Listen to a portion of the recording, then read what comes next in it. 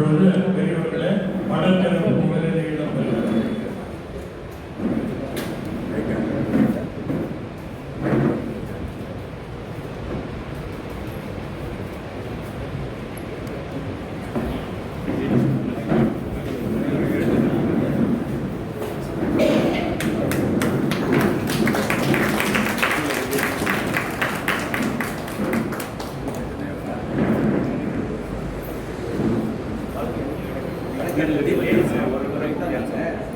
Sir விளக்கேற்றது ladies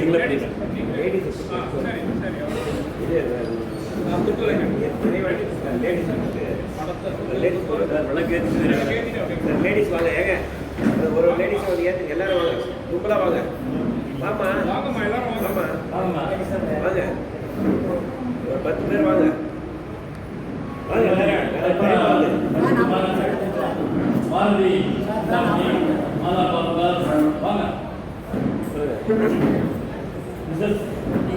வழி விடுங்க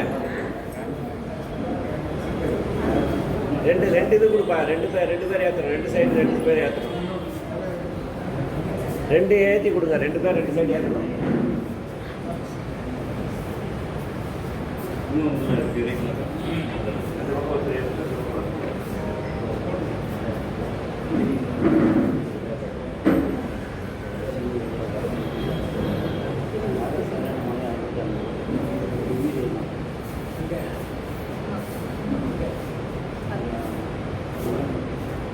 வாங்க எல்லாரும் 2 பேரும் வாங்க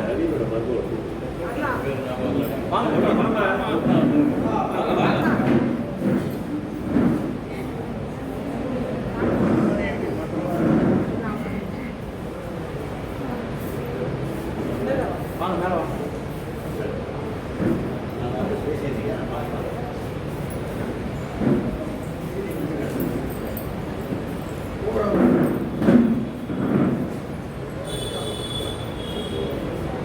வாங்க எல்லாம் என்ன ஊற்றுறோம்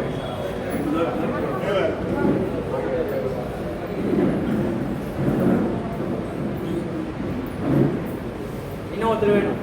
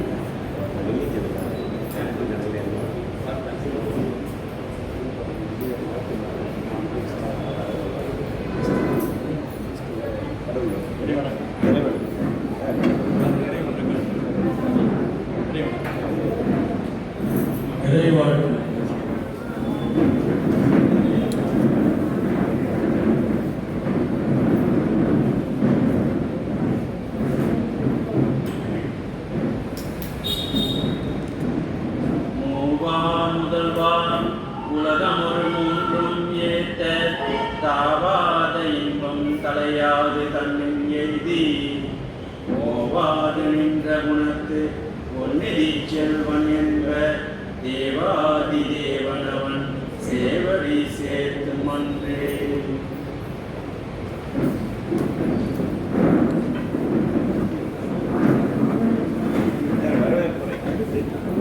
வரவேற்புரை ஒரு ப்ரோக்ராமாக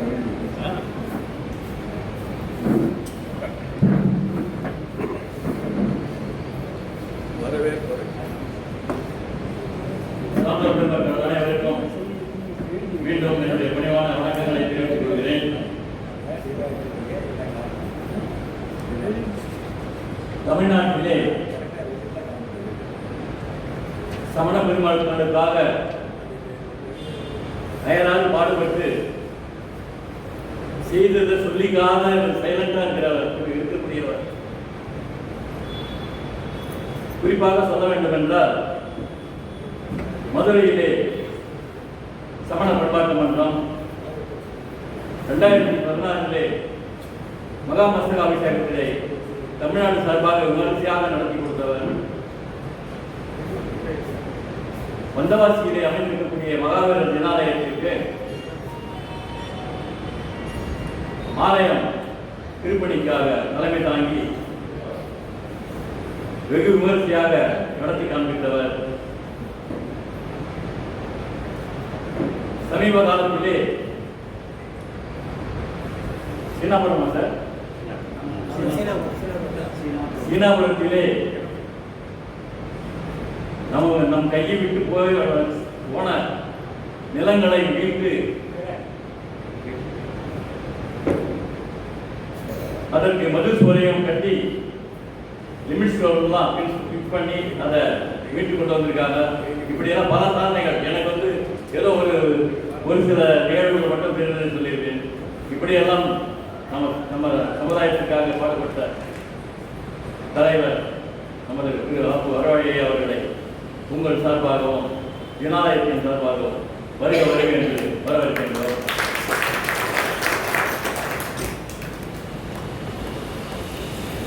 இங்கே ஒரு ஜனாலயம் கிடைக்காதா என்று இயங்கிக் கொண்டிருந்த சமயத்திலே நமக்கெல்லாம் 22 ஆண்டுகளுக்கு முன்பாகவே இந்த ஜனாலயம் நிறுவப்பட்டு நம்ம அத்தனை பேரும் பயன்படும் வகையிலே நமக்காக சமர்ப்பித்த ஜனாலயத்தை சமர்ப்பித்த நமது அரங்காவலர் திரு ரமேஷ் ஐயா அவர்களை வருகவர் என்று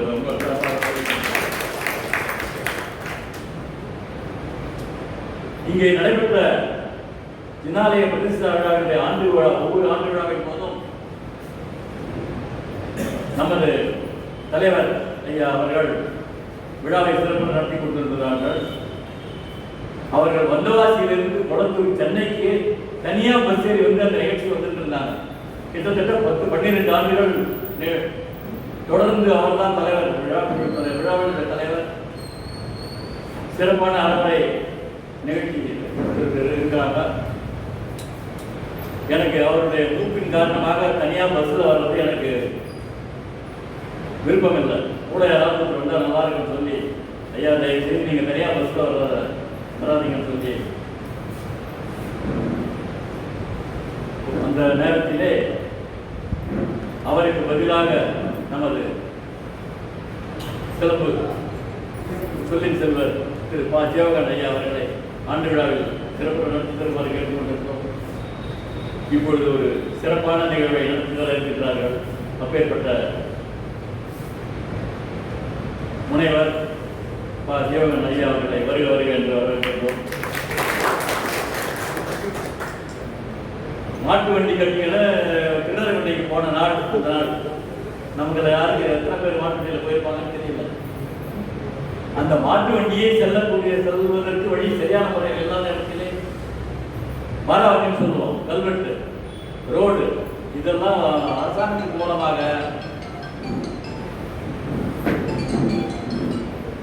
போக்குவரத்து வசதியை ஏற்படுத்தி அத்தனை பேரும் தரிசனம் அந்த கிணறுமண்டை வாசனாரை தரிசனம் செய்வதற்காக வசதிகள் ஏற்பாடு செய்து கொடுத்தார்.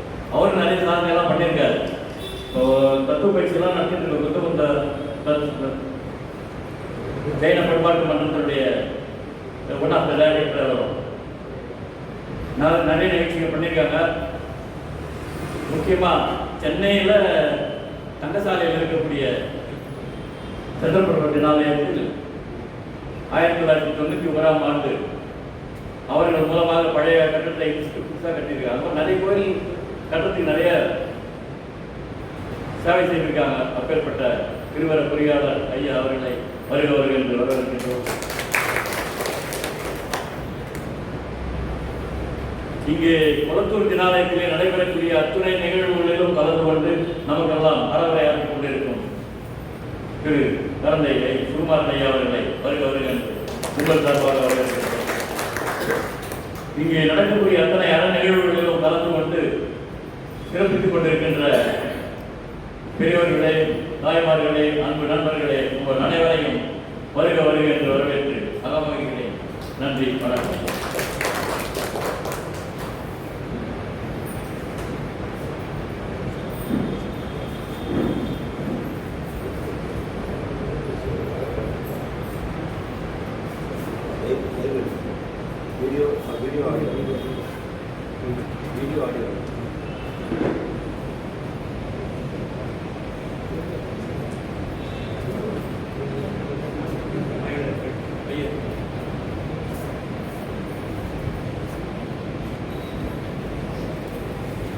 சீக்கிரம்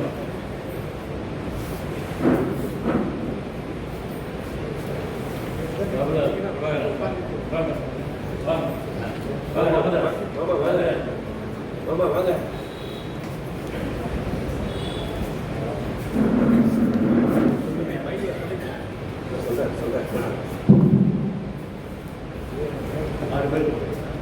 சொல்லுங்க சார். சொல்லுங்க. தலைவர் ஐயா அவர்களை பொன்னாடை போட்டு கௌரவிக்குமாறு பணியோடு போட்டிருக்கிறது சித்தவராஜ் ஐயா அவர்களை.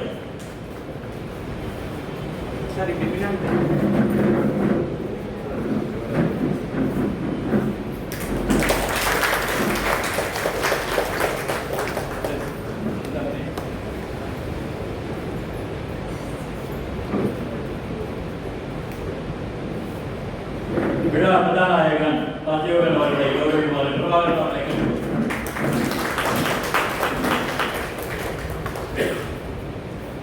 திருவள்ளுவர் ஐயா அவர்களுக்கு திரு பாபுலால் அவர்களை கௌரவிக்குமாறு கேட்டுக்கொள்கிறேன்.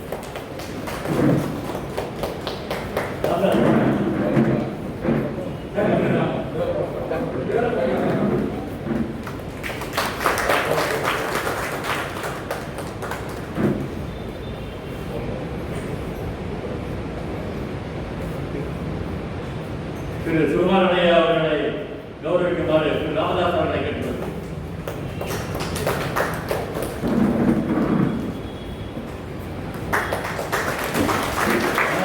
அவர்களை கௌரவிக்குமாறு திரு பிரகாஷ் அவர்களை கேட்டுக்கொள்கிறேன்.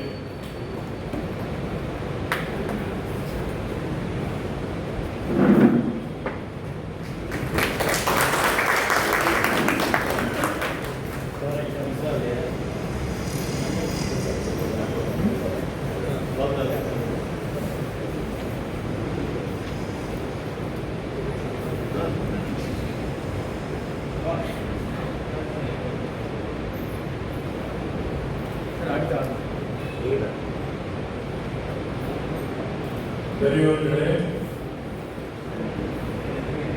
தாய்மார்களே, வேலையிலே வீட்டிருக்கின்ற அறிஞர் பெருமக்களே, உங்கள் அனைவருக்கும் உலகத்தினுடைய வணக்கத்தை தெரிவித்துக் கொண்டு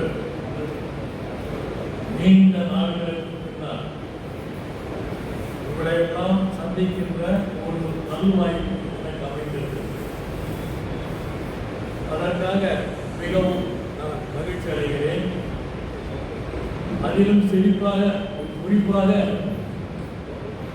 இங்கே எனக்கு வலது பக்கத்திலே அமர்ந்திருக்கின்ற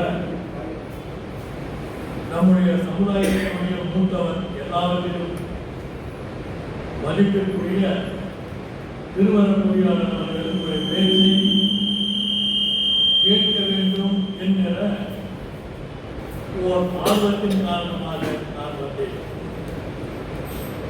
அவரை அழைத்தால் எனக்கு வயதாகிவிட்டது, என்னால் பழைய மாதிரி நின்று நடந்து பல கருத்துக்களை நினைவுபடுத்தி பேசுவதற்கு முடியவில்லை, எனவே என்னை கவிழ்ச்சி விடுந்திருப்பார் என்றாலும் நான் அவரிடத்திலே சொன்னேன், நமக்கு வயதாகிவிட்டது, அவர் தான் செய்யணும், நான் அப்புறம் இருந்தாலும் வீட்டோடு இருப்பதை காட்டிலும் ஒரு திங்களுக்கு ஒரு 2 கூட்டங்களாவது பேசினால்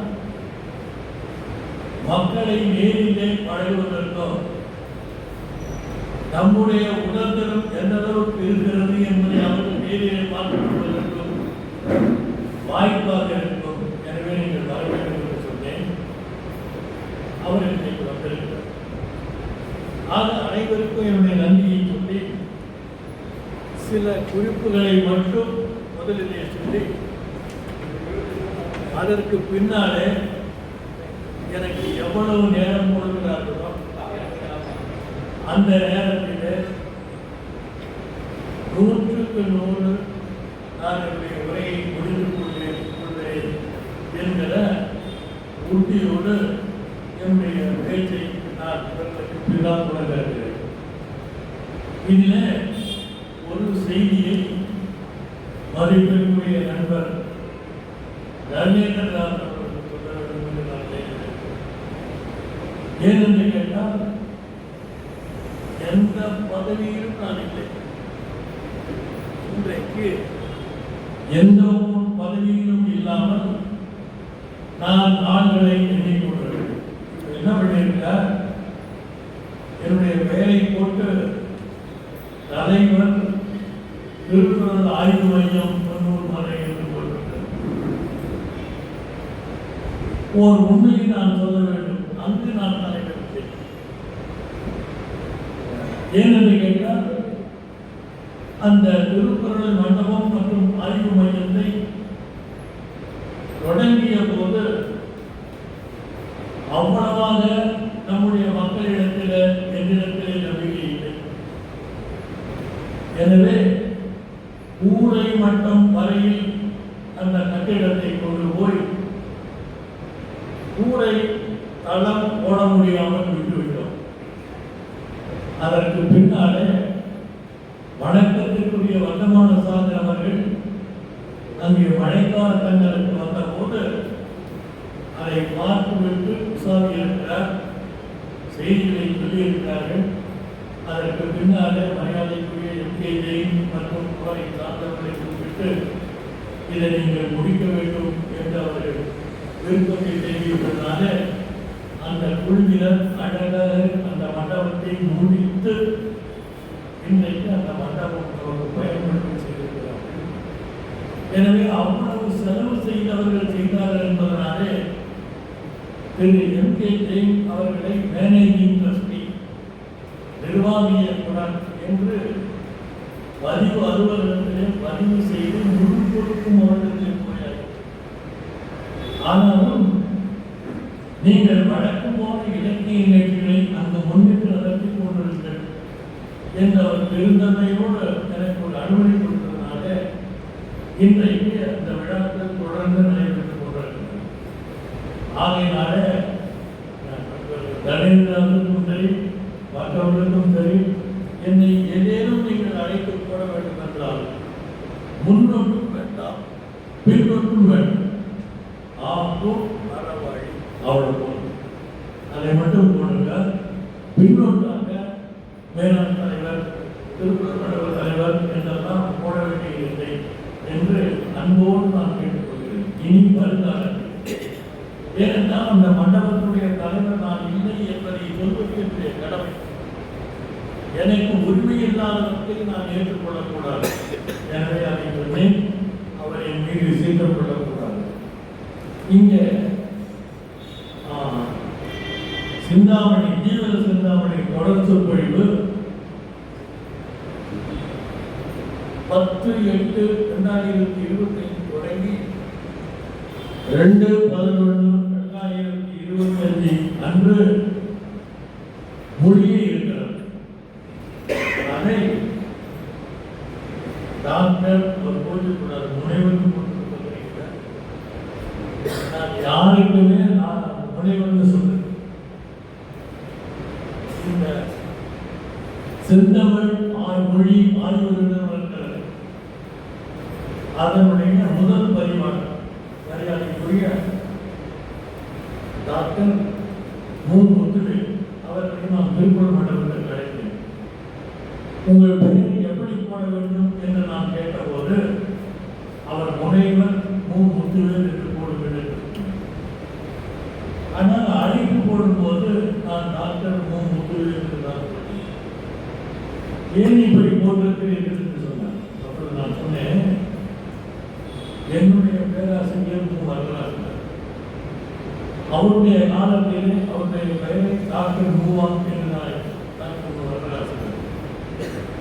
அதற்கு பின்னாலே கலைஞர் காலத்திலே இந்த டாக்டர் என்கிற ஆங்கில சொல்லுக்கு என்ன தமிழ் சொல் போடலாம் என்று ஒரு ஆய்வு நடத்தி முனைவர் என்ற பட்டத்தை என்ற சொல்லை தேர்ந்தெடுத்தார்கள்.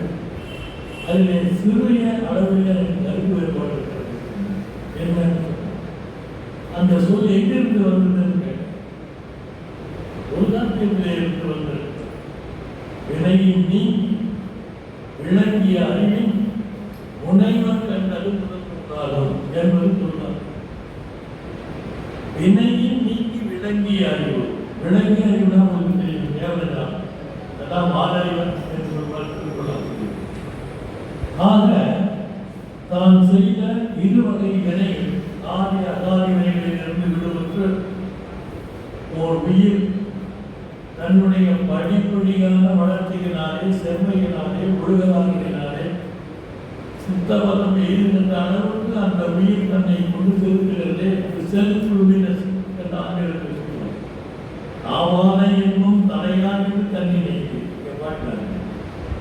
அது மாதிரி இருக்கிறது என்பதனால நான் சொன்ன போது சொன்னேன், இந்த முனைவன் என்ற சொல் தொல்காப்பியத்திலே வந்தாலும் அந்த முனைவனுக்கு ஏகப்பட்ட அடைமொழிகள் தருகிறார்கள். வினையின் நீங்கி விளங்கிய அறிவு என்று சொல்கிறார்கள்.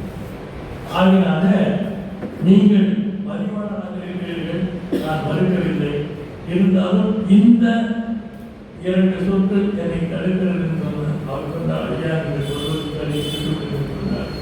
எனவே ஜீவனை கூட டாக்டர் திரு பா ஜீவகன் இன்னும் என்னன்னு கேட்டீங்கன்னா, அவருக்கு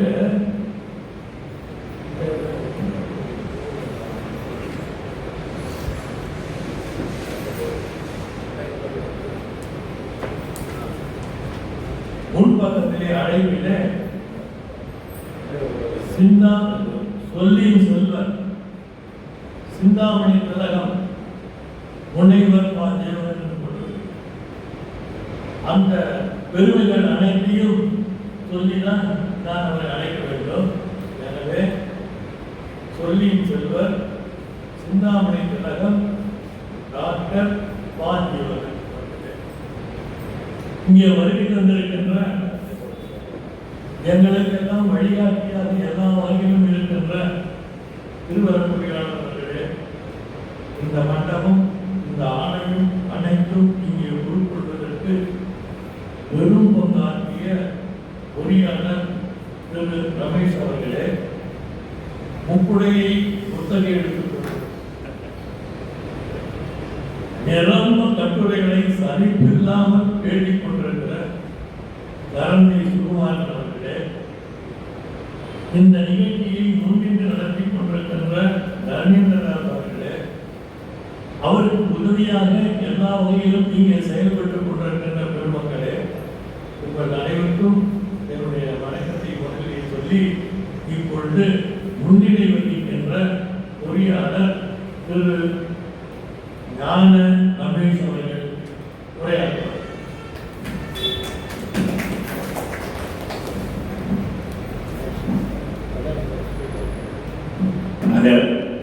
முதலை எழுத்தெல்லாம் ஆதிவர்கள் முதற்கே முதல். இங்கு வேலையில் வீட்டிற்கும் அனைத்து பெருமக்களுக்கும் மற்றும் விழா மண்டபத்தில் வீட்டிற்கும் அனைத்து ஸ்தாபர்களுக்கும் வணக்கம். இந்த மண்டபத்தில் நாங்கள் எதிர்பார்த்த அளவுக்கு இந்த தடவை கூட்டம் கம்மியாக இருக்கின்றது. ஆனால் மேலும் மேலும் அதிகமாக வளரும் என்று நினைக்கின்றோம். ஆனால் இந்த நிகழ்வில் எங்களுக்கு ஒரு 3 இளம் சாவிகள் வந்திருப்பது எங்களுக்கு மிகவும் உற்சாகத்தை தருகின்றது. திரு நேமி எழுதுறீங்க, அவங்கள பின்னாடி சாஸ்திரியார், இவங்க 2 பேரும் அவங்க 3 பேரும் அம்பாசிடர்ஸ். மற்றவங்க எல்லாருமே வந்துட்டு one foot away from the தேவ் அப்படின்னு அடிக்கடி நான் சொல்லுவேன். ஆனால் நம்முடைய தர்மத்தை எடுத்துட்டு போறவங்க இந்த மாதிரி இளைஞர்கள் தான். இந்த 3 பேர் வந்திருக்கிறதுக்கு நமக்கு 3000 பேர் வர்றதுக்கு சமாதம். அதனால அவர்களுக்கு வெறும் ஒரு கரவொலி எழுப்பி அவரை வாழ்த்து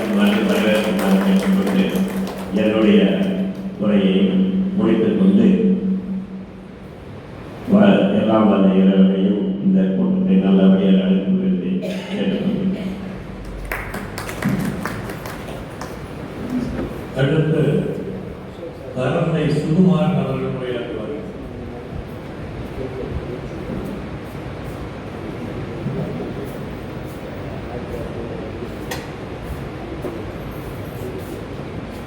கீழே இறங்குங்க ராஜேஷ், இதில் இறங்குங்க கீழே, பேஸ் இறங்குங்க கீழே.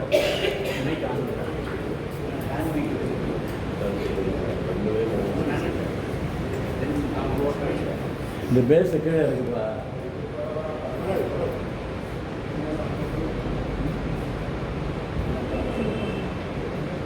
இன்னும் கொஞ்சம் கிட்ட நோக்குறோம், இன்னும் இருக்கட்டும்.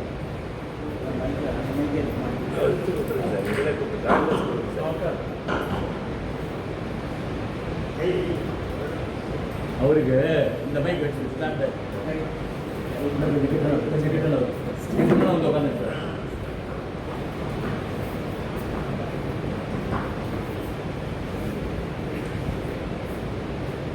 பெரியவர்களே, தாய்மார்களே, தலைவர் அவர்களே, மூத்த அறிஞர் அவர்களே, உங்கள் அனைவருக்கும் என் அன்பும் பணியும் வணக்கங்கள் வருகிறோம்.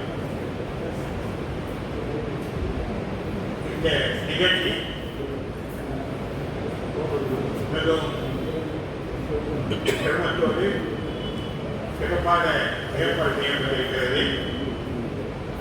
உங்களுக்கெல்லாம் தெரியும், அங்கிருந்து கம்பல் விழா, கம்பல் கழகம் என்று ஊர்தோறும் கம்பளவானைக்கப்பட்டு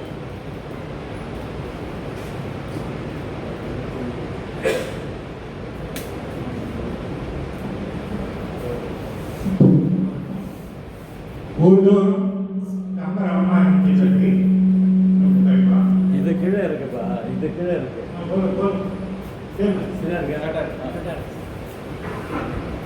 எங்கும் அதனுடைய புகழை பாடுகிறார். ஆனால் நமக்கு எந்த விதமான கழகமோ இந்த ஏழு சிந்தாமணியோ அதிகாரத்தையோ பரப்புவதற்கு எந்த விதமான வழியும் கிடையாது. அதற்கு முன்மாதிரியாக இங்கு ஏழு சிந்தாமணியின் பரப்புரைகளை ஏற்பாடு செய்திருக்கிறார்கள். அது மிகவும் வரவேற்கத்தக்கது. முன்காலங்களெல்லாம் ராமபந்தோறும் ஜனாலயங்களில் கிரியாமண்டலம் நம்முடைய மற்ற ஏக நூல்களை படிப்பது பழக்கமாக இருக்கிறது. ஒரு 20-30 பேராவது சேர்ந்து அதை கேட்பார்கள். 1970 கரந்தையில் நான் சிறப்பதிகாரம் தொடர்பு நடத்தினேன். 1970 நரிப்புக்கு ஒரு தெருவிலே ஜீவசுத்தாமி நடைபெறும். இதையெல்லாம் விட மிகவும் சிறப்பாக வேத உருவான பிள்ளை என்றவர் காஞ்சிபுரத்திலே ஒரு ஆண்டுக்கு மேலாக தொடர்ந்து சொற்பொழிவு நிகழ்த்தி பெரிய அறிஞர்களால் பாராட்டப்பட்டு அதை சிந்தாமணி மலர் என்றே ஒரு நூலை வெளியிட்டார்கள். அவருடைய தொடர் சொற்பொழிவு தான் மிகவும் புகழ்பெற்றது. அதற்கு அடுத்தபடியாக சொல்ல வேண்டியது சாந்தகுமார், நாகர்கோவிலை சேர்ந்தவர், ஆர்மியை இருந்தார். சாந்தகுமார் தேவ் அவர்கள் சிந்தாமணியை இறைவழிக பாடி விலகி ஊடூர் தொடர் சொற்பொழிவை செய்துள்ளார். அதற்கப்புறம் தொடர் சொற்பொழிவில் எங்கும் நம்முடைய ஏக நூலை பற்றி அறிய முடியவில்லை. இந்த நிலையிலே நம்மிடம் இருக்கின்ற பேச்சாளர்கள் மிகவும் குறைவு. அதுவும் கம்பீரமாக உரத்த குரலில் பேசுகிறவர்கள் நமது அருவாய் ஐயாவும் தந்தை சுகுமாரனும் நமது விழுதும் தேவம் அவர்களுமே அவர்களெல்லாம் இப்போ 40% கல்வானவர் கொள்ளையர்கள். அதனால் 5 பேர்கள் தான் இப்பொழுது நம்முடைய அறத்தை பரப்புவதற்கு தகுதியான நபர்களாக இருக்கிறார்கள். அப்போதான் வரலாறுப்பட்ட கம்பீரமான குரலெல்லாம் இப்போது கேட்க முடியவில்லை. இப்போது இருப்பவர்கள் இவர்கள் தான். அதிலும் முக்கியமாக நமது தேவகன் அவர்கள் சென்னை பல்கலைக்கழகத்தில் உயர்ந்தியது மற்ற பல இடங்களில் மற்ற மதத்தினருடைய இடையிலே பல இடங்களிலும் தொடர்ந்து சொற்பொழிவாக வருகிறார்கள். இவர் ஒலிபெருக்கு செய்து வருகிறார்கள். தொலைக்காட்சியிலும் கேட்டிருக்கிறார். இப்படி இது பார்த்தீங்கன்னா தினமணியை கூட அவருடைய கட்டுரை கொண்டிருக்கிறார். தினமணியிலே ஞாயிற்றுக்கிழமை மிகவும் சிறப்பான கட்டுரைகள்லாம் வரும். அது யாருடைய கட்டுரைகளும் அவங்க அனுமதிக்கிறதில்லை. நான் கூட அனுப்பிச்சேன். ஆனால் முனைவர்களாக இருக்கிறவர்கள் கட்டுரைகள் தான் அவங்க சொல்றாங்க. அந்த வகையில் என்னுடைய இருக்கும் தேவனுடைய கட்டுரைகளை இன்று தினமணியில் வந்திருக்கிறது. அது எதை பற்றி தேவ சிந்தாமணி பற்றினார். தேவ சிந்தாமணியுடைய பிரமாவை திருமணத்தை பற்றி இருக்கின்ற ஒரு நுணுக்கமான செய்தியை குறித்து அவர் அதை எழுதியிருக்கிறார். அவரே அந்த தினமணி ஆசிரியரே கேட்டு இது என்ன புது செய்தியாக இருக்கிறது, இது எவ்வளோ கட்டுரைகள் கண்டுபிடிக்கிறீங்களா வெளியிடுவது. அப்படி இருந்த போதும் இந்த கட்டுரையை இருந்தே இப்போதே வெளியிடுகிறது என்று இந்த வாரத்திலே அவர்கள் முதல் உரிமை கொடுத்து அந்த கட்டுரை அதை நீங்கள் படித்து பார்த்தா உங்களுக்கு குணமாக தேவனுடைய நினைத்து வருகின்ற ஒரு காட்சி. இப்படி அவர் மிகவும் சிறப்பாக நம்முடைய இளைஞர்களுடைய சிறப்பை ஏகமனத்தினுடைய பெருமையை அங்கு பரப்பி வருகிறார். அவரை நாம் மிகவும் பாராட்ட வேண்டும்.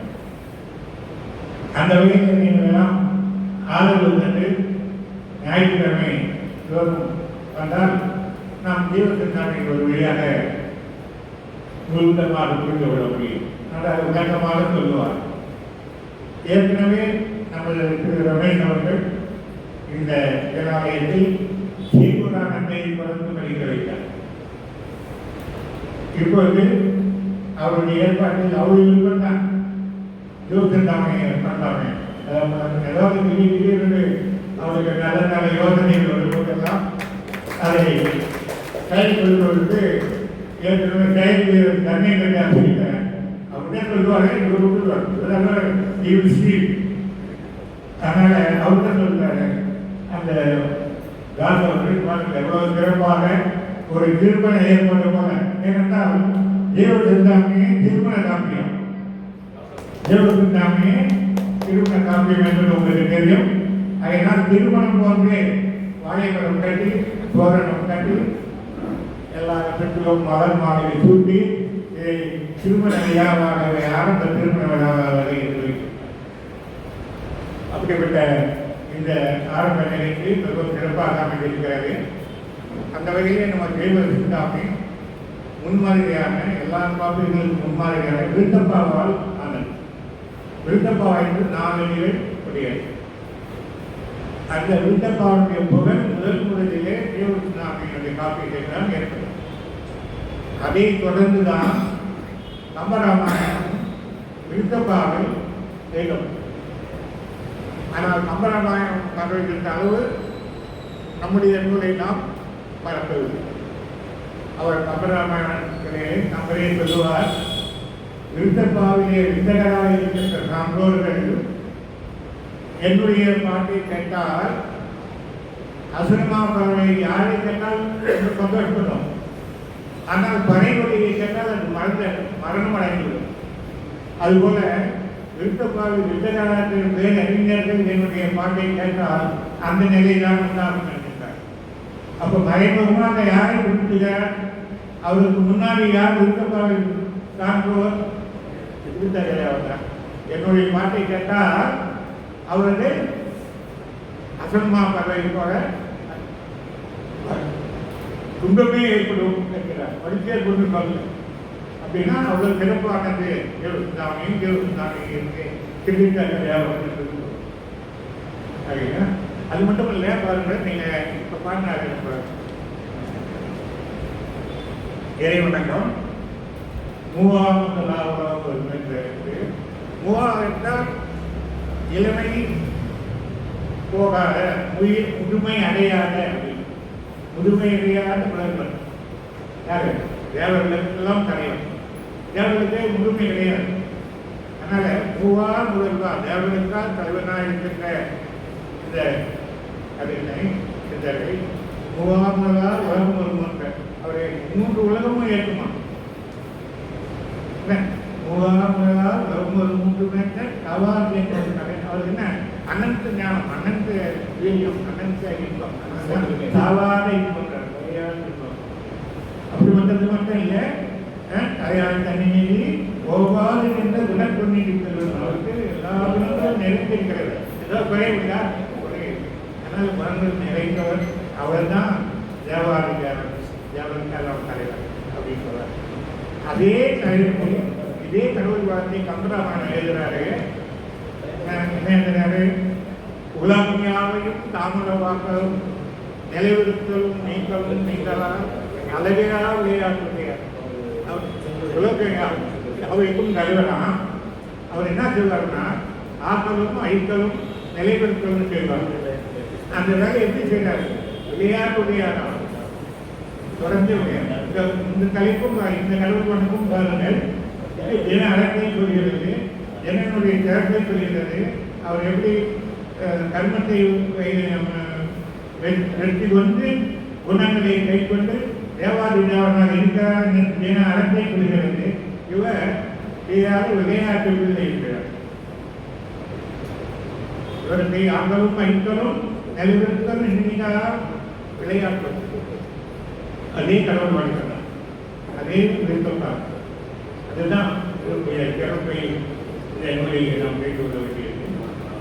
முக்கியமாக சிந்தாமணியுடைய முழு விஷயங்கள் இத்தனை திருமணம், இத்தனை இதுதான் நடக்குது, என்ன மொத்தமாக சொல்லுறது என்றால் குறிப்பாக ஒன்றே சொன்னார். சிந்தாமணி சொல்றதே சொல்றாரு.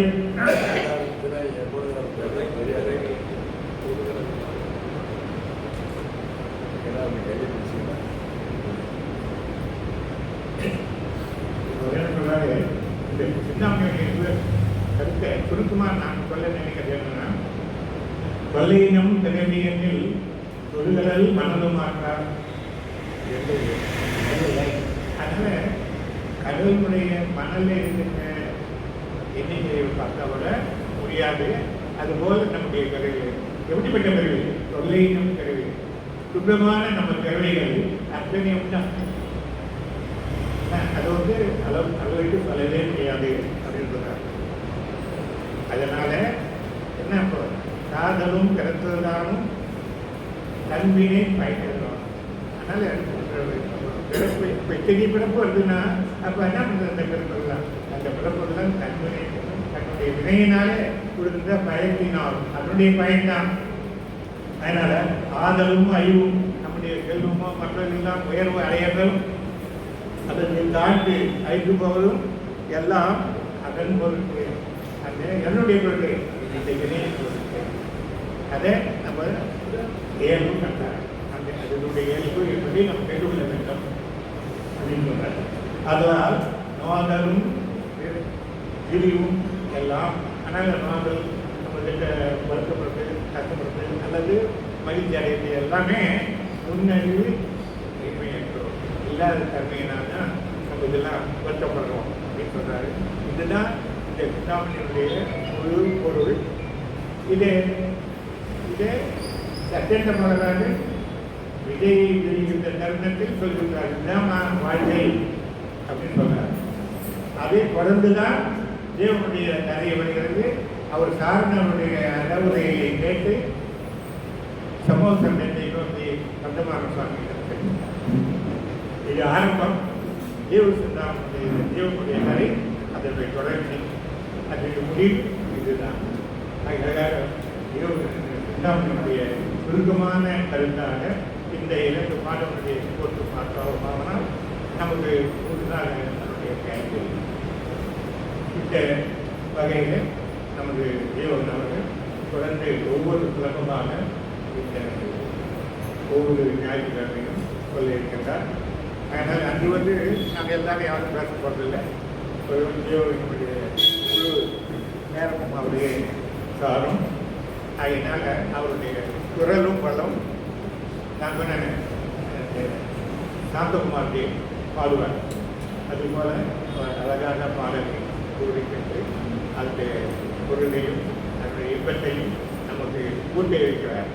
அதை நாம் நுகர்வதும் அறிந்துவதும் அதுதான் வெளியே இருப்பதும் நம்முடைய வினை பயன்தான்.